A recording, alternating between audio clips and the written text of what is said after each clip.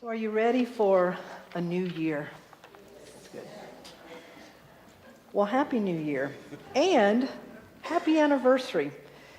3 years ago today, the first Sunday in November, just seeing if you were listening, the first Sunday in January, we came together as minister and ministry. So we're celebrating our 3-year anniversary today, as well as a Happy New Year. Yeah.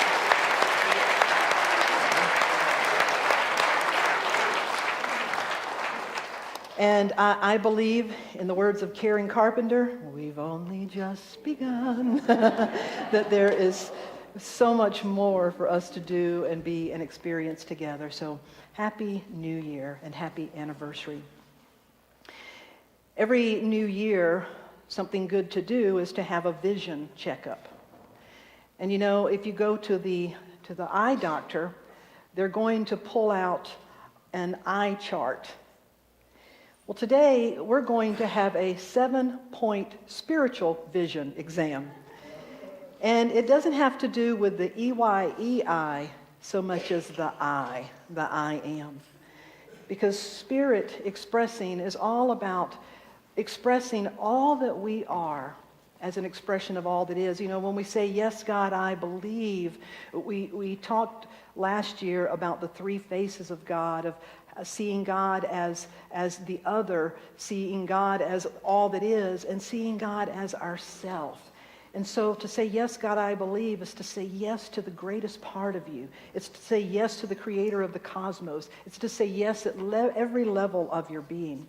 So today, it's time for Vision Anew, a spiritual vision 7-point check.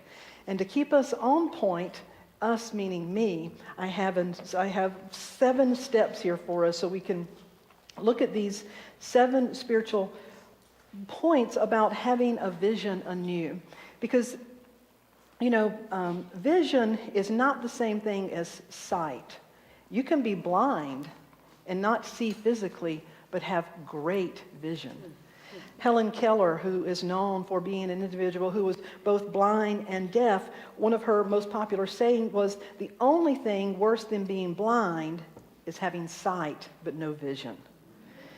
You know, have you had places in your life where your sight was very short-sighted? You couldn't see? And so today we really want to talk about what does it ultimately mean to have spiritual vision. And so the first point says, is a question really, an invitation. Are you carried by a vision or just caught up in the commotion? If you don't feel like you're carried by a vision, I promise you, you can by the end of today. Feel like and know that you're carried by a vision. But this question is inspired by my grandfather. My grandparents are from Eastern North Carolina. Both my mom and dad are from Eastern North Carolina. And so this comes from a Southern saying. My grandfather had a saying that he would say, did you see the rabbit or are you just caught up in the commotion? So let me explain what he was talking about. My grandparents had 7 children.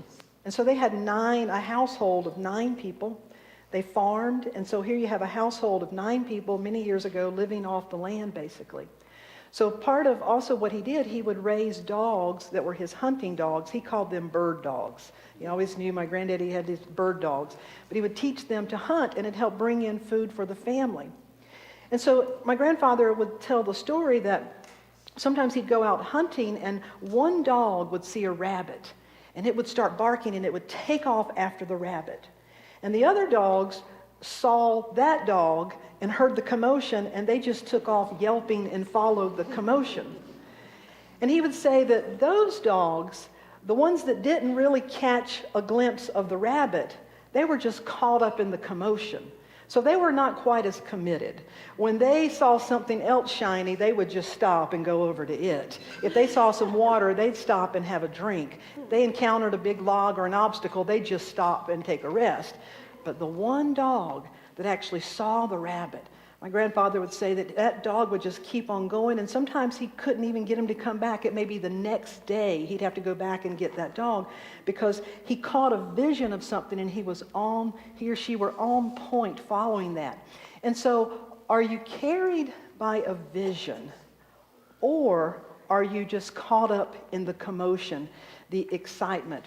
And there's times in our life when we, certainly do both. But today, and especially at the beginning of the year, is a reminder for us to use this as a test. Am I being compelled by a vision, or am I just caught up in the commotion? You see, a genuine vision will generate its own excitement. A genuine vision will produce its own energy. A genuine vision will generate the resources it needs to fulfill its own self, its own vision. It will happen. But if you're just caught up in the commotion, if you're just caught up in the excitement, can you see how you will always be chasing more excitement? You will always be, I have a saying that says drama needs an audience. So I choose not to give it, and I don't give it an audience. Because if you're chasing excitement, if you're chasing drama, if you're chasing the commotion, it's not fulfilling at a true level. And so you'll always be generating more. You'll always be creating more. So Lord knows we've got enough people caught up in commotion. Amen? That I think we need to ground ourselves in being carried by a vision. Have you spent 10 minutes on Facebook lately? Did you get carried away? You see, it's real easy to go down a rabbit trail, you know what I'm saying? And just before you know it, you're in a whirlwind. And I'm not a person that stays away from that. I mean, I definitely practice moderation, but I use Facebook for a prayer list. I use the nightly news for a prayer list. I want to know what's going on. I do want to know, but I don't get caught up in it. I don't invest in it. I don't believe in it. But I think it's important to be informed and to know, and then turn it around and use it as your prayer list. And so the first one is it's really important to ask yourself as you begin this year and begin your day and begin any experience, am I caught up? Am I connected to my own vision? And we'll get to maybe what that is for you. Am I carried by a vision, or am I just caught up in the commotion? Now, why is this important? The second step is a scripture in Proverbs that says, where there is no vision, the people perish. You know, if there's no vision, there's no hope. That we need vision. We need vision to lead us and to guide us. Without vision, the people perish. Another word for the word perish is like they run amok. I think my grandfather knew what he was talking about, that we need to catch a vision of something that's lasting and enduring for your own life so that the vision carries us. So then why, the third step is to then begin to ask the question, okay, so go to the next one if you will. So what is a vision? A vision exists to manifest an idea. Every creation begins as an idea. Whether it's this microphone, it began as an idea. I'd love to point to this. Some of you that were here, when I first got here, we had a really big, giant podium, and it seemed too big for me personally and too tall. And so I had a vision of one like this. And so I kind of drew it on paper. And then, lo and behold, Mike Berkeley in the sound booth built one out of cardboard. Some of you may remember that for several weeks. We literally had one up here out of cardboard. And then a man who works with wood, Mike took it to him, and we had somebody who volunteered and built this. But it all began with an idea. Every vision begins with an idea. And we are no different. You, the created being that you are, is an idea. What we could say, you are the idea in the mind of the universe, or the mind of God. That when we hear the term the image and likeness of God, so often in fundamental Christianity there's a lot of emphasis placed on the only begotten Son. If you really look into what that means, what it's talking about is that there is one living idea. There is one idea of a human being expressing as spirit. And each and every one of us have that at the core of our being. Just like everything that is created, for every single orange, it doesn't matter where it grows, where it comes from, there's a seed, there's a divine idea that knows itself as an orange, there's a divine idea that knows itself as a kitten, there's a divine idea that knows itself as a human being. And so we call that master blueprint, if you will, the Christ. It's known by many different terms, but each of us are a divine idea seeking to bring forth and express the fullness of our potential. And when you really begin to connect with that, your vision in life begins to shift. There's a saying that it says the two greatest days in a person's life are the day you were born and the day you discover why you were born. To really know why you were born is to die before you die. It's to let go of trying to survive, and it's to fully live. And so that leads us to the next check, the spiritual vision check, and that has to do with the quality of our vision is a reflection of the quality of our I am. You see, I am before it attaches itself to any form. I am before it attaches itself to any label. I am is the essence of all that we are as an expression of all that is. So to really know who we are in spirit, so the quality of our vision is a reflection of the quality of our I am. Probably one of the greatest ways to sort of convey this is to use a fairy tale. How many of you remember the story of the ugly duckling? Remember the swan that was born, and the first thing the swan sees is a duck. And so the swan says, "You must be my mama." And then looks around and sees a bunch of other ducks, and I'm like one of you. And then realizes, but why do I look like this? I don't look like you. Therefore, the swan comes to be known as the ugly duckling. Well, it doesn't have this term in the fairy tale, but psychologists today would say the ugly duckling made a premature cognitive commitment. That's a real term, a PCC, a premature cognitive commitment. We make them all the time. We make these premature cognitive commitments about who we are, about who you are, and how things work. A premature cognitive commitment is when we leap to a conclusion before having enough data or self-awareness to make a truly informed decision. I think Siri is talking to somebody.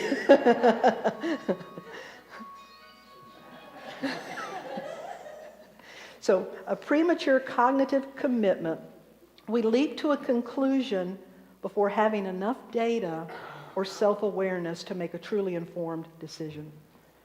I know many adults who, when they were children, their parents divorced, and they somehow, even if they didn't say it out loud, they thought it was their fault. They made a premature cognitive commitment that they were the reason it failed. If you're in a group with a group of people and some new person walks in and within just a couple of minutes they do something you've seen somebody else do, it's human nature to say, "Oh yeah, I got your number. I know people like you." That's a premature cognitive commitment. Well, not only do we do it about other people, but we do that about ourselves. It's part of growing up because we make assumptions before we have a good sense of self-awareness. The challenge is we hesitate to let those go. We see life through them without realizing that they're part of the lens that we're still seeing life through.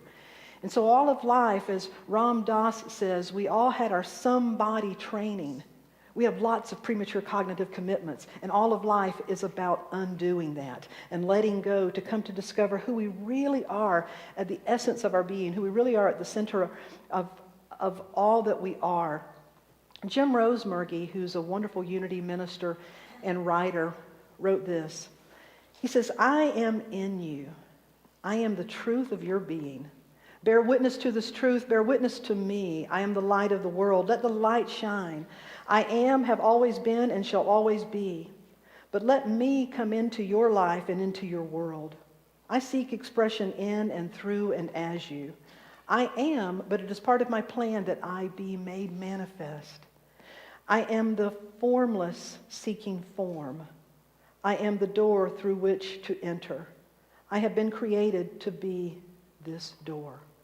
You see, that's the ultimate part of us, the ultimate part of you seeking to be expressed. And so the quality of our vision has to do with the quality of our I am. The next point then to know is that you can know, if you know a new possibility for yourself, it will bring a new vision for your life. If you know a new possibility for yourself, it will bring a new vision for your life. Myrtle Fillmore, she and her husband Charles Fillmore, the co-founders of Unity, they never set out to found a movement. This woman back in the late 1800s had tuberculosis. Many of the women in her family had died early. She believed that who she was a person who had inherited bad genes, would probably die early. So here she is as a young mother of 3, has tuberculosis, is in the end stages of her life. The neighbors are having to help take care of her, but she's got 3 boys and a husband and does not want to die. She happens to hear someone say, "You are a child of God, therefore you do not inherit sickness." In that instant, she was able to open up to the possibility of a new idea for who she was. A new idea was trying to reach her, an idea that said, you are not bound by your parents. You are not bound by your genes. That the idea of who you are is a reflection of all that is.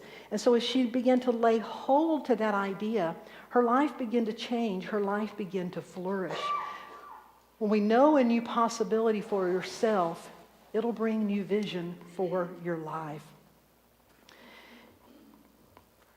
The next point that leads us to, Dr. Ernest Holmes said, as we bring ourselves to a greater vision, we induce a greater concept and thereby demonstrate more in our experience. In this way, there's a continuous growth and unfoldment taking place to know a new possibility for yourself.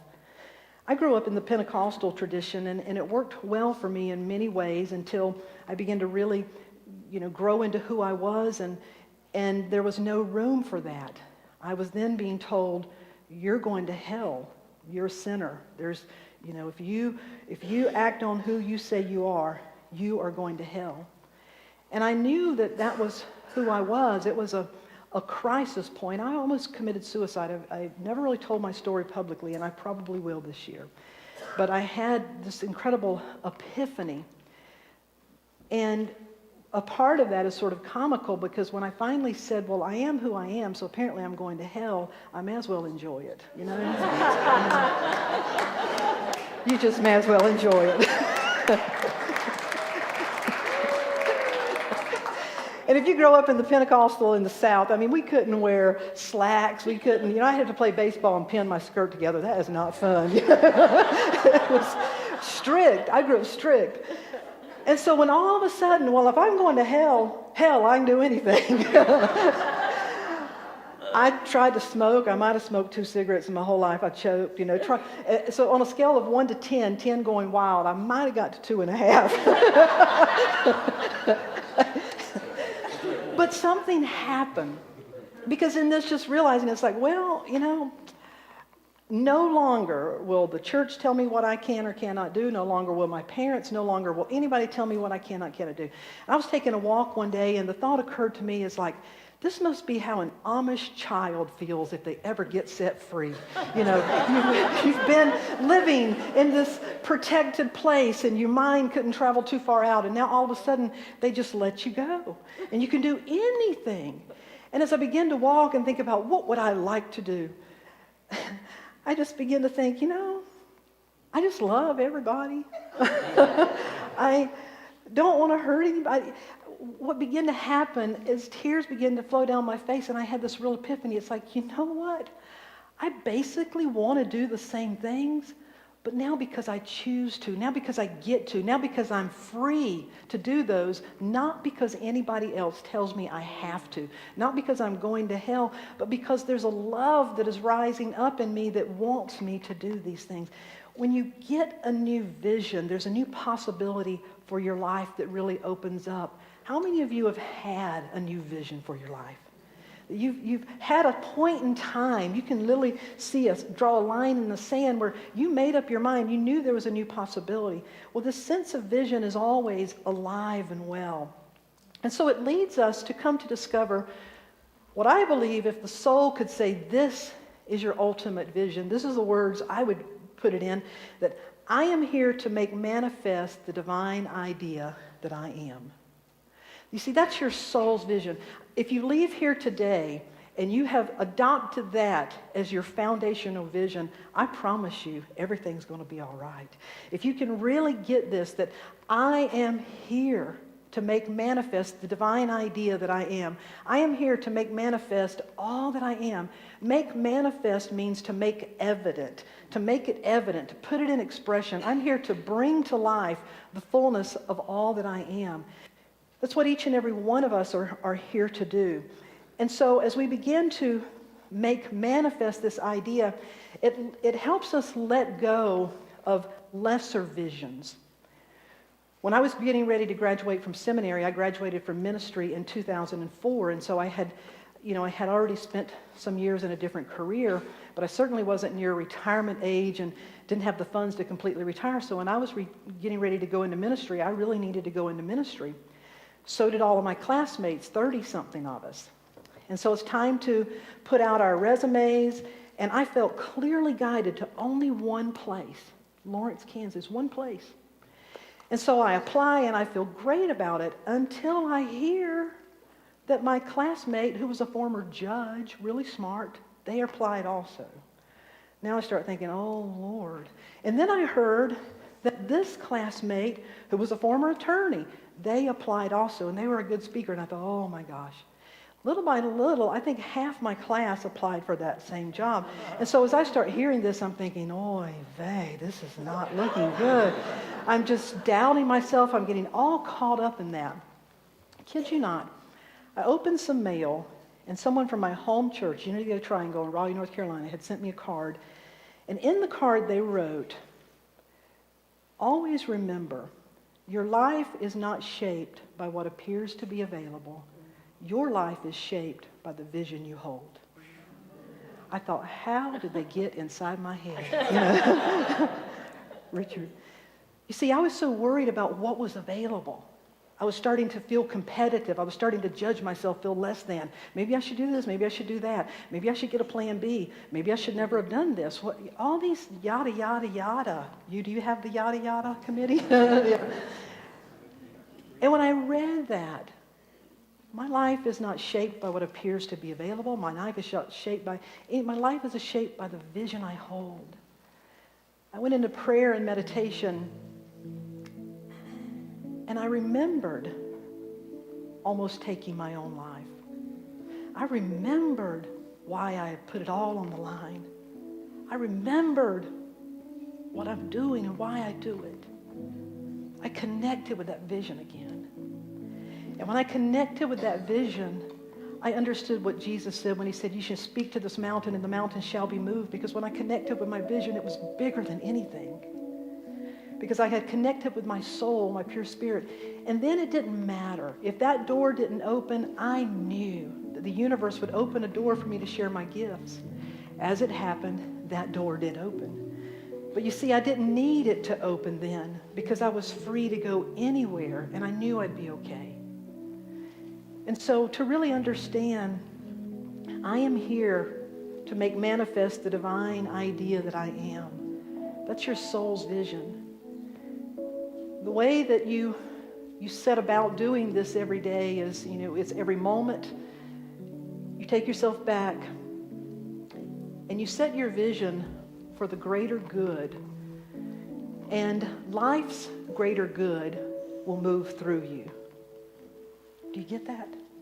You see, people like Gandhi, Dr. King, Mother Teresa, people who set their life for the greater good. Do you see the life force that flows through them?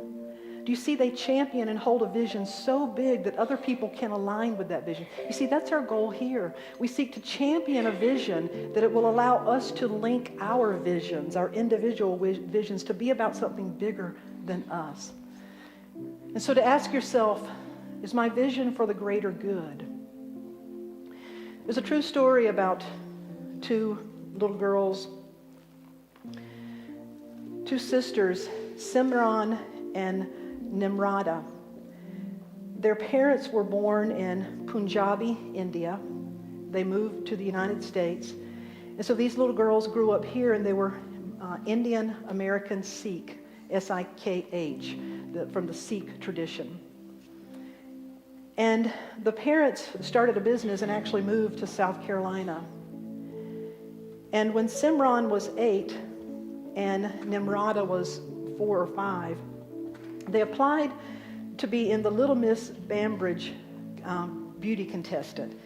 Bambridge, South Carolina, at that particular time, this would have been in the like 1975-ish, 76-ish. They had a contest, and they had a black Little Miss and a white Little Miss.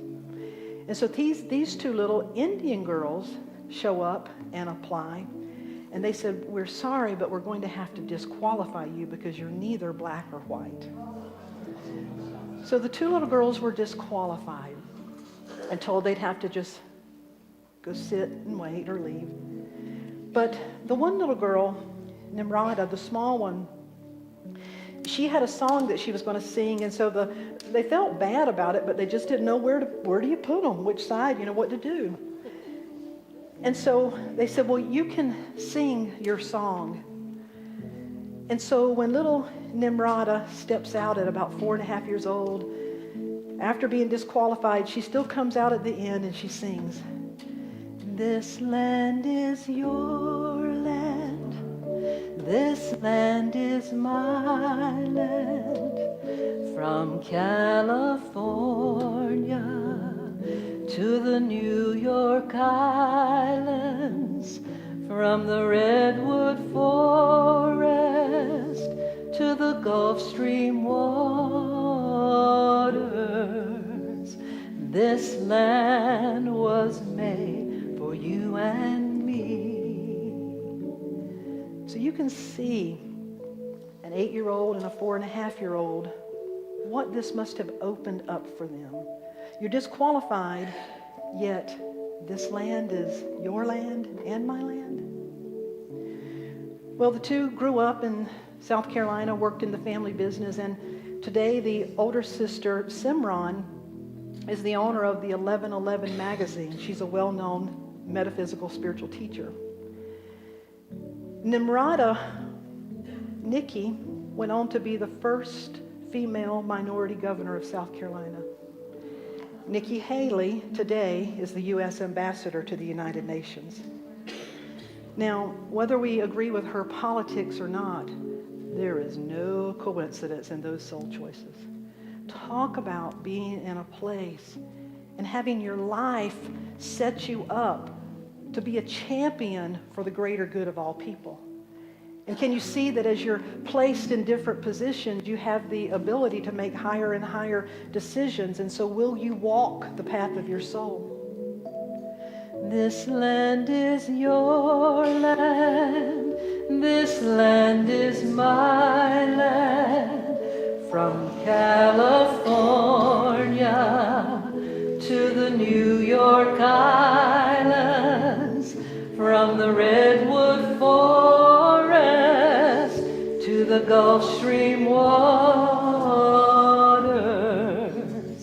This land was made for you and me. I'd say this world was made for you and me. That this is the place where God shows up, that we are the ones. And this is the question, if not now, when? If you've been holding out your best, why? I have declared this year the year of the holy hokey pokey. Put your whole self in. Shake it all about, baby. Let it all out. How many of you will let it be the year of the holy hokey pokey? To put your whole self in. So this stone, if you would take your stone, and hopefully you have a pencil. A white stone is significant. In our history, white stones were given to slaves when they were free. In our history, white stones were given to prisoners when they were released. A white stone was a symbol of release and a new name, a new nature. If you don't yet have a white stone, if you raise your hand, they'll find you and get one to you. We have plenty. You can pick up one afterwards if not. There's also a scripture in the book of Revelation that says, "Let anyone who has an ear listen. To everyone who conquers, I will give some of the hidden manna, and I will give a white stone. And on the white stone is written a new name that no one knows except the one who receives it." All right, to everyone who conquers, what this means is to all of you who can see through the illusion, that you're just right here for now and it's all about just you and yourself. If you can see through the illusion to the connectedness and interconnectedness of all of life and know that you are one with Spirit, you have conquered, you have seen through the illusion. To all who can see through that illusion, I will give some hidden manna. This is your soul, your spirit saying, I will feed you with the spirit of life. And I will give you a white stone. I will give you your freedom, that a new name, a new identity is written on this. And so we're going to take this into meditation because there's something in your life that is seeking for you to bring it to life. Maybe it's a greater experience of unconditional love. Maybe it's a greater experience of peace. Maybe it's courage. Maybe it's surrender. Maybe it's anew, to remember that all things can be made new. And so as we hold this stone in our hand for just a moment, we let go of all that we are holding. And we invite this gentle spirit of life to flow through us.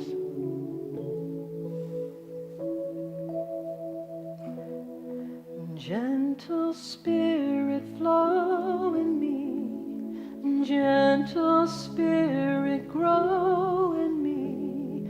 Gentle Spirit, know in me.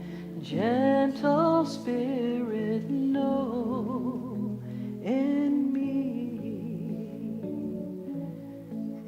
Gentle, Holy Spirit of life, you flow in and through and as each and every one of us. Our very breath is evidence of this dynamic interchange with life.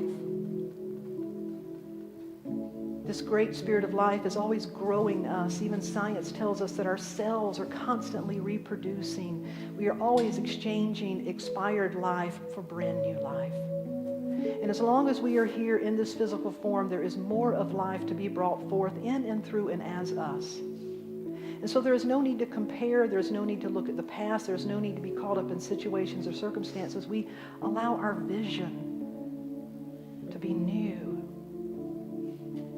to behold a new idea of who we are, an idea that more wholly represents all that we are. And so on one side of the stone, I invite you to write the words, I am.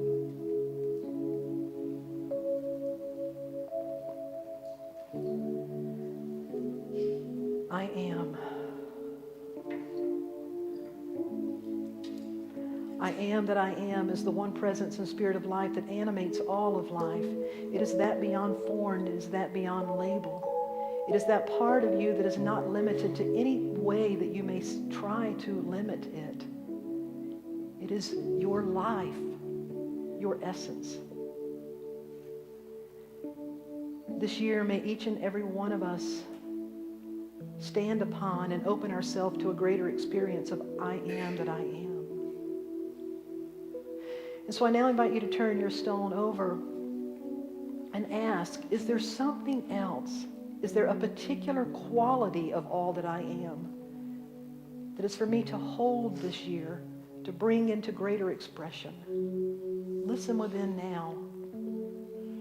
What is mine to bring forth this year? I am.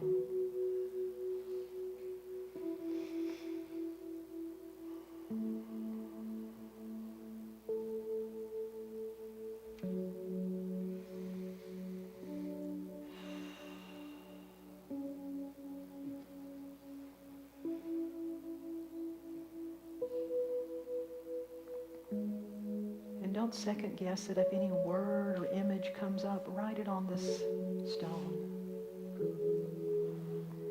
And if nothing comes up at this moment, don't second guess that either. Because one of two things will happen. It will come to you in a way that you clearly know some quality, or you already have it. And it's the foundation I am. Many of us this year are being called to make way for I am.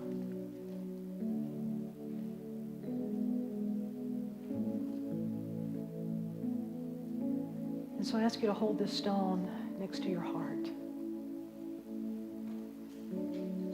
So we give thanks for what is being revealed individually and collectively. We remain open at a soul level, sincerely seeking to be in alignment with our soul's vision.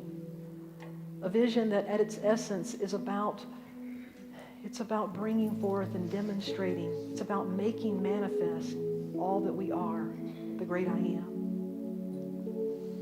And uniquely, each and every one of us will have unique ways, visions that this will show up in our life.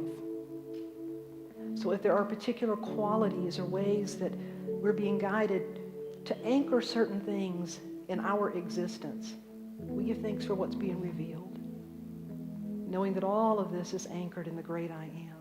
And so we release and let go, and we declare this a year that is truly a year of vision anew. Create in us a clean heart, a clean, blank openness that will allow us to give birth to a version of ourselves that builds on everything that we've experienced and yet brings forth more of all that we are. We are all conquerors in spirit. We also hold this for our world, a world right now that is struggling in many, many ways. There are many power struggles going on. There are many structures coming apart. It appears that the wheels are falling off the wagons everywhere we turn around. There are many that are lost in despair, and many that are saying, what in the world will happen next? In the midst of all this, we claim that in the midst of appearing chaos, there is always a new vision seeking to emerge. We choose to rise up and to be the carriers of that new way. We will not be in the way. We will be the way. And for this, we are truly grateful and give thanks. So gentle Spirit, flow in me. Gentle Spirit, grow in me. Gentle Spirit, show in me. Gentle Spirit, know in me. So I ask you to open your eyes if you've not already done so, and wiggle your fingers and toes and stand up. And this time we're going to sing it, and we're going to make it active by putting an S on it. Gentle Spirit flows in me. Gentle Spirit flows